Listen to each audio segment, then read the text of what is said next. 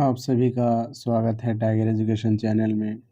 आज मैं बिहार पुलिस में 2020 में 8/3/2020 को जो पेपर पूछा गया था, अब तक का सबसे कठिन पेपर है। उसी पेपर को आज हम एक्सप्लेन करने वाले हैं, तो आप इस वीडियो में अंत तक बने रहिए। चलिए बिना देरी के शुरू करते हैं। आज का हमारा जो पहला प्रश्न है, no sooner did she receive a telegram, खाली स्थान सी लेफ्ट फॉर होम। इसका सही उत्तर क्या हो जाएगा, आप बताएंगे। अगर आपको किसी भी प्रश्न में अगर नो सुनर दिख गया, रेदर देन दिख गया, तो आपका इस प्रकार का प्रश्न का उत्तर देन हो जाएगा, यानी ऑप्शन नंबर ए इस प्रश्न का बिल्कुल सही उत्तर हो जाएगा। ठीक है। आज का जो हमारा जो नेक्स्ट प्रश्न है, it is time to ring the bell. आपको जो है एक्टिव वॉइस दिया गया है, आपको इसको पैसिव वॉइस में बदलना है। तो आपको पैसिव वॉइस में इस प्रकार के सेंटेंस को बदलने के लिए टू के बाद अगर आपको वर्ब दिख जाए, तो इस प्रकार के सेंटेंस को पैसिव में बदलने के लिए टू के बाद आपको बी देखना पड़ेगा। तो जो भी टू के बाद आपका बी होगा जिस ऑप्शन में, वो आपका बिल्कुल सही उत्तर हो जाएगा, यानी कि ऑप्शन नंबर डी इस प्रश्न का बिल्कुल सही उत्तर हो जाएगा। It is time for the bell to be rung. ठीक है। आज का जो हमारा जो नेक्स्ट प्रश्न है, निम्नलिखित में से कौन प्रेम शब्द का पर्यायवाची नहीं है। तो प्रेम शब्द का पर्यायवाची नहीं है, कौन हो जाएगा। तो प्रेम शब्द का पर्यायवाची जो है आपका डी नंबर, यानी कि घृणा प्रेम शब्द का पर्यायवाची नहीं है, बल्कि प्रेम शब्द का उल्टा हो जाएगा, विपरीत हो जाएगा ये। ठीक है। आज का जो हमारा जो नेक्स्ट प्रश्न है, कैथरीन सेज दैट सी खाली स्थान इन लव बिफोर। इसका सही उत्तर क्या हो जाएगा। कैथरीन सेज दैट सी खाली स्थान had never been in love before, यानी कि ऑप्शन नंबर ए इस प्रश्न का बिल्कुल सही उत्तर हो जाएगा। ठीक है। Catherine says that she had never been in love before. ठीक है। ऑप्शन नंबर ए इस प्रश्न का बिल्कुल सही उत्तर हो जाएगा। यहाँ पर एक सेंटेंस दिया गया है, उसको आपको इंग्लिश में बदलना है।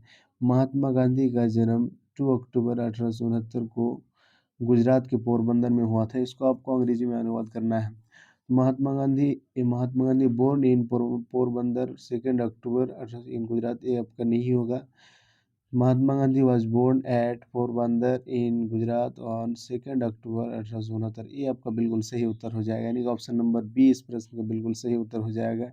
देखिए एट का प्रयोग जो है, अगर आप दो बड़ी जगह का बात करते हैं, जो छोटा जगह होगा उसके लिए आपका एट का प्रयोग हो जाएगा, जो बड़ा जगह उसके लिए इनका प्रयोग हो जाएगा। यहाँ पर किया गया है, इसीलिए आपका ऑप्शन नंबर बी इस प्रश्न का बिल्कुल सही उत्तर हो जाएगा। ठीक है।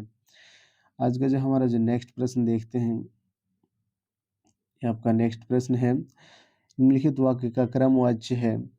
ये आपका एक्टिव वॉइस दिया गया है, इसको आपको पैसिव वॉइस में बदलना है।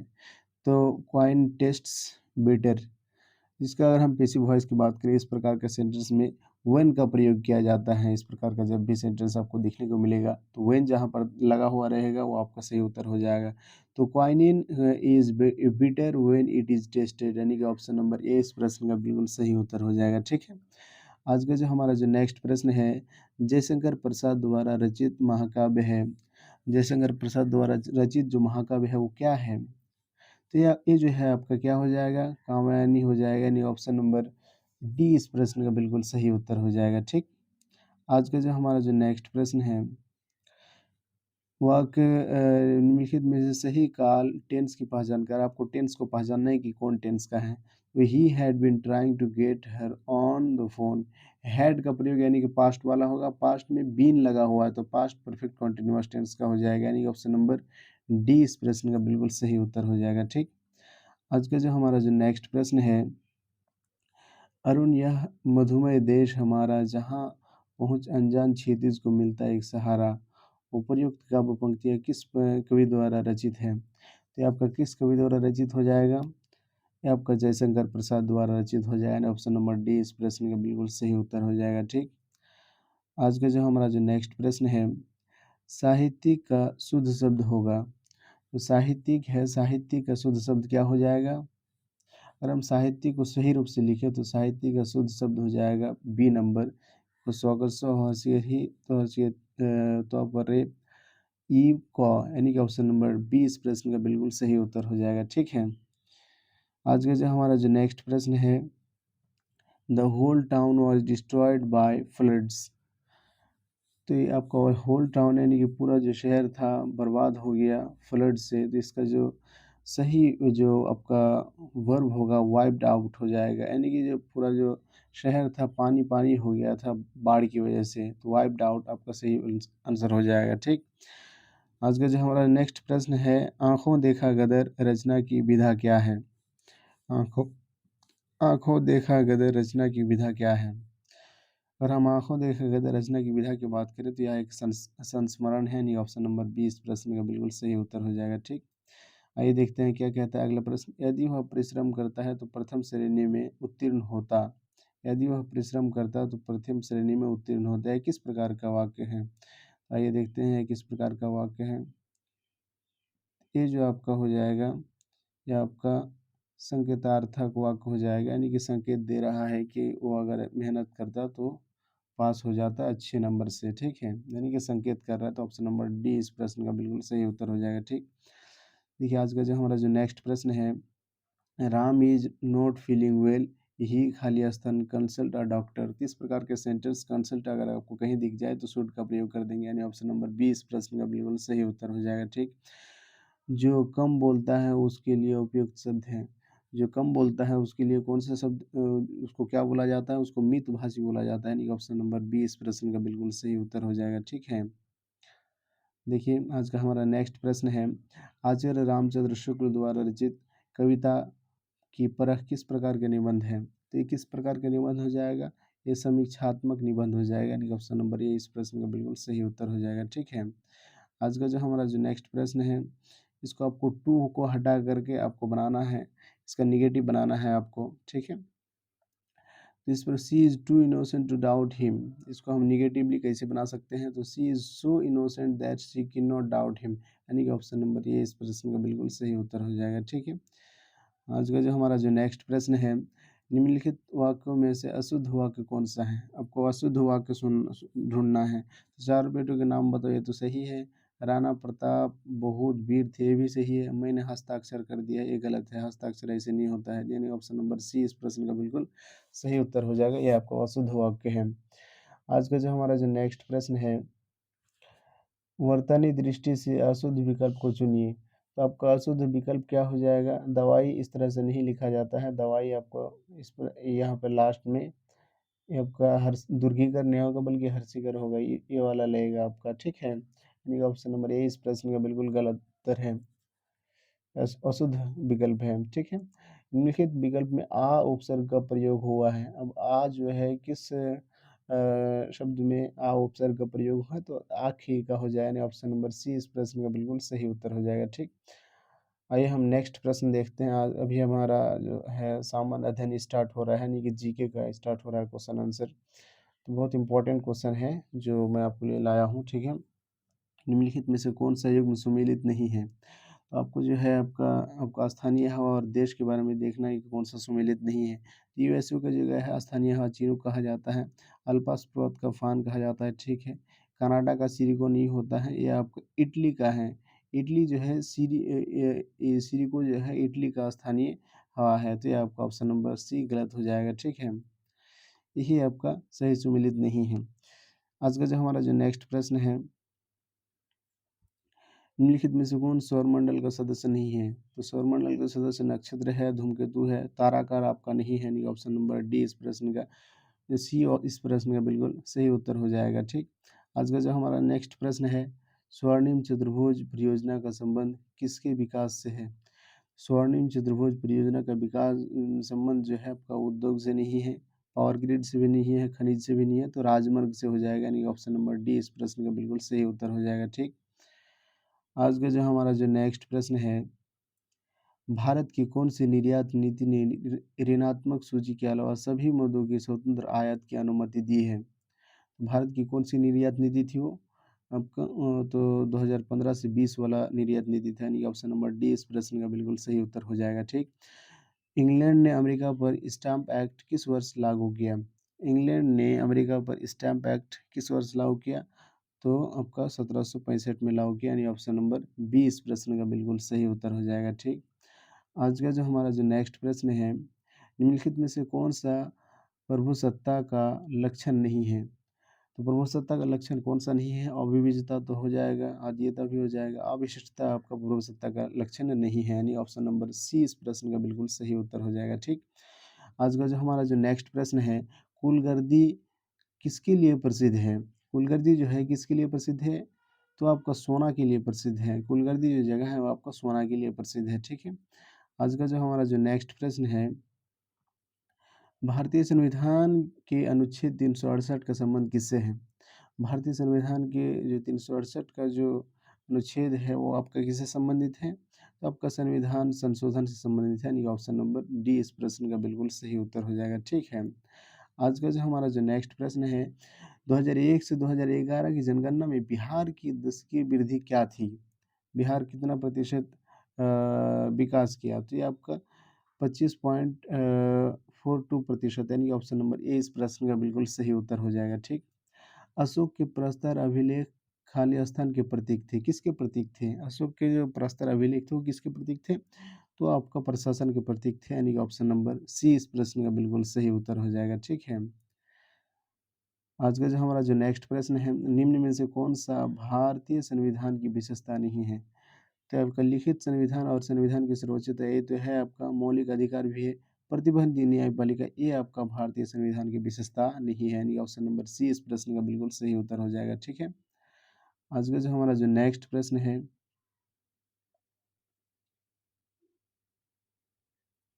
जुते हुए खेत का प्रमाण सिंधु सभ्यता के किस स्थान से मिला है? बहुत ही वीवीआई प्रश्न है। जुते हुए खेत का प्रमाण सिंधु सभ्यता के किस स्थान से मिला है? तो ये आपका कालीबंगा से मिला है, यानी ऑप्शन नंबर ए इस प्रश्न का बिल्कुल सही उत्तर हो जाएगा। ठीक। संविधान का अनुच्छेद 56 संबंधित है। संविधान का जो अनुच्छेद 56 है वो आपका किससे संबंधित है? तो संविधान का अनुच्छेद 56 आपका भारत के राष्ट्रपति के कार्यकाल प्रावधान से है, यानी ऑप्शन नंबर सी इस प्रश्न का बिल्कुल सही उत्तर हो जाएगा। ठीक। आज का जो हमारा जो नेक्स्ट प्रश्न है, भारत में जैव विविधता की दृष्टि से कौन सा तप्त स्थल में शामिल है? भारत में जैव विविधता की दृष्टि से कौन सा तप्त स्थल में शामिल है? तो पश्चिमी घाट आपका तप्त स्थल में शामिल है, यानी कि ऑप्शन नंबर ए इस प्रश्न का बिल्कुल सही उत्तर हो जाएगा। ठीक। आज का जो हमारा जो नेक्स्ट प्रश्न है, निम्नलिखित में से कौन सा एक उपनिषद के उदय का अत्यधिक उपयुक्त कारण है? तो निम्नलिखित में से कौन सा एक उपनिषद के उदय का अत्यधिक उपयुक्त कारण है? तो ये आपका कृषि क्रांति हो जाएगा, यानी ऑप्शन नंबर डी इस प्रश्न का बिल्कुल सही उत्तर हो जाएगा। ठीक। आज का जो हमारा जो नेक्स्ट प्रश्न है, भारत और अभिव्यक्ति की स्वतंत्रता का अधिकार प्रदत्त है। ये भाषण और अभिव्यक्ति की स्वतंत्रता को जो आज़ादी दिया गया है वो किस अनुच्छेद में दिया गया है? तो ये आपका अनुच्छेद 19 द्वारा दिया गया है, यानी ऑप्शन नंबर बी इस प्रश्न का बिल्कुल सही उत्तर हो जाएगा। ठीक। आज का जो हमारा जो नेक्स्ट प्रश्न है, व्यष्टि अर्थशास्त्र का संबंध है। व्यष्टि अर्थशास्त्र का संबंध है। तो व्यष्टि जो अर्थशास्त्र है आपका व्यक्तिगत आर्थिक एजेंटों के व्यवहार से और संपूर्ण अर्थव्यवस्था की समझ से संबंधित है, यानी ऑप्शन नंबर सी इस प्रश्न का बिल्कुल सही उत्तर हो जाएगा, दोनों से संबंधित है। ठीक है। आज का जो हमारा जो नेक्स्ट प्रश्न है, बिहार एवं उत्तर प्रदेश राज्यों की सम्मिलित परियोजना है। बिहार एवं उत्तर प्रदेश राज्यों की सम्मिलित परियोजना है, ये आपका गंडक परियोजना है, यानी ऑप्शन नंबर बी इस प्रश्न का बिल्कुल सही उत्तर हो जाएगा। ठीक। आज का जो हमारा जो नेक्स्ट प्रश्न है, सुभाष चंद्र बोस अंतर्राष्ट्रीय हवाई अड्डा कहाँ स्थित है? सुभाष चंद्र बोस अंतर्राष्ट्रीय हवाई अड्डा कहाँ स्थित है? तो ये आपका कलकत्ता में स्थित है, यानी कि ऑप्शन नंबर डी इस प्रश्न का बिल्कुल सही उत्तर हो जाएगा। आज का हमारा नेक्स्ट प्रश्न है, भूमिपुत्र शब्द किस समस्या से संबंधित है? भूमिपुत्र शब्द किस समस्या से संबंधित है? भूमि से ही आपको याद होना चाहिए, क्षेत्रवाद से संबंधित, यानी ऑप्शन नंबर बी इस प्रश्न का बिल्कुल सही उत्तर हो जाएगा। ठीक। आज का जो हमारा जो नेक्स्ट प्रश्न है, भारत में पूंजी खाते की परिवर्तनीय पर कौन सी समिति बनी है? भारत में पूंजी खाते की परिवर्तनीय पर कौन सी समिति बनी है? तो आपका तारापुर समिति है, जो भारत के पूंजी खाते से संबंधित है। ठीक है। आज का हमारा नेक्स्ट प्रश्न है, पूछताछ घास प्रदेश कहाँ पाया जाता है? पूछताछ जो घास प्रदेश है वो कहाँ पाया जाता है? वो हंगरी में पाया जाता है, यानी ऑप्शन नंबर सी इस प्रश्न का बिल्कुल सही उत्तर हो जाएगा। ठीक। आज का जो हमारा जो नेक्स्ट प्रश्न है, निम्नलिखित में से किसने वाटर फ्रेम नामक कताई मशीन का आविष्कार किया? अब देखते हैं किसने किया। तो वाटर फ्रेम नामक कताई मशीन का आविष्कार आपका रिचर्ड आर्कराइट ने किया, यानी ऑप्शन नंबर सी इस प्रश्न का बिल्कुल सही उत्तर हो जाएगा। ठीक, आज का हमारा नेक्स्ट प्रश्न है, कुमार गंधर्व बेजोड़ गायिका किसे मानते हैं? जो कुमार गंधर्व है वो बेजोड़ गायिका किसे मानती है? तो लता मंगेशकर को मानते थे। ठीक है, नहीं ऑप्शन नंबर ए इस प्रश्न का बिल्कुल सही उत्तर हो जाएगा। ठीक है, आज का जो हमारा जो नेक्स्ट प्रश्न है, कश्मीर घाटी निम्नलिखित में से किन पर्वत श्रेणियों के बीच स्थित है? कश्मीर घाटी है आपका किन से पर्वत श्रेणियों के बीच स्थित है? तो आपका पीर पंजाल और बृहद हिमालय के बीच स्थित है, यानी ऑप्शन नंबर बी इस प्रश्न का बिल्कुल सही उत्तर हो जाएगा। ठीक, आज का जो हमारा जो नेक्स्ट प्रश्न है, भारत में विदेशी प्रत्यक्ष निवेश से होने वाले प्रवाह को शामिल किया जाता है। भारत में विदेशी प्रत्यक्ष निवेश से होने वाले प्रवाह को शामिल किया जाता है। तो यह किस क्षेत्र में शामिल किया जाता है? तो ये आपका पूंजी खाते की जमा मदों में शामिल किया जाता है, यानी ऑप्शन नंबर सी इस प्रश्न का बिल्कुल सही उत्तर हो जाएगा। ठीक, आज का जो हमारा जो नेक्स्ट प्रश्न है, अधिकारों का आदर्शवादी सिद्धांत मनुष्य के किस पर बल देता है? किस क्षेत्र पर बल देता है? तो यह नैतिक विकास पर बल देता है, अधिकारों का आदर्शवादी सिद्धांत। ठीक है, यानी ऑप्शन नंबर डी इस प्रश्न का बिल्कुल सही उत्तर हो जाएगा।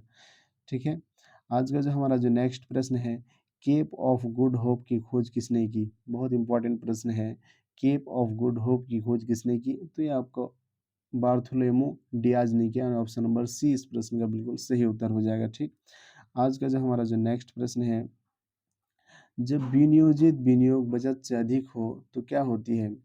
जब नियोजित विनियोग बचत से अधिक हो तो क्या होती है? ब्याज की दर बढ़ती है, यानी ऑप्शन नंबर सी इस प्रश्न का बिल्कुल सही उत्तर हो जाएगा। ठीक, आज का जो हमारा जो नेक्स्ट प्रश्न है, सिंधु घाटी की सभ्यता के अधिकतर मोहरे निर्मित हैं। जो सिंधु घाटी की सभ्यता की अधिकतर मोहरे हैं वो किससे निर्मित है, किससे बना हुआ है? तो आपका सेल खड़ी से बना हुआ है, यानी ऑप्शन नंबर डी इस प्रश्न का बिल्कुल सही उत्तर हो जाएगा। ठीक, आज का जो हमारा जो नेक्स्ट प्रश्न है, निम्नलिखित में से कौन सा एक उपनिवेशवाद के उदय का अत्यधिक उपयुक्त कारण है? तो आपका कौन हो जाएगा जो उपनिवेशवाद के उदय का अत्यधिक उपयुक्त कारण है? तो ये आपका सामंतवाद हो जाएगा, यानी ऑप्शन नंबर सी इस प्रश्न का बिल्कुल सही उत्तर हो जाएगा। ठीक, आज का जो हमारा जो नेक्स्ट और लास्ट दो प्रश्न बचा हुआ है, उनमें से आपको लास्ट वाला प्रश्न आपका जो बहुत आसान है, जिसका आपका उत्तर कमेंट बॉक्स में आपको बताना है। तो पहला हम प्रश्न बता देते हैं, प्रश्नकाल के ठीक बाद के समय को क्या कहा जाता है? बहुत इंपॉर्टेंट प्रश्न है। तो प्रश्नकाल के ठीक बाद के समय को शून्यकाल कहा जाता है। ठीक है, यानी ऑप्शन नंबर ए इस प्रश्न का बिल्कुल सही उत्तर हो जाएगा। ठीक, नेक्स्ट है, बिहार में कुल संसदीय निर्वाचन क्षेत्रों की संख्या कितनी है? बहुत इंपॉर्टेंट प्रश्न है, आपका कमेंट बॉक्स में आपको बताने के लिए हमने दे दिया है, आप ज़रूर कमेंट बॉक्स में कमेंट करके बताएंगे। तब तक के लिए जय हिंद, जय भारत।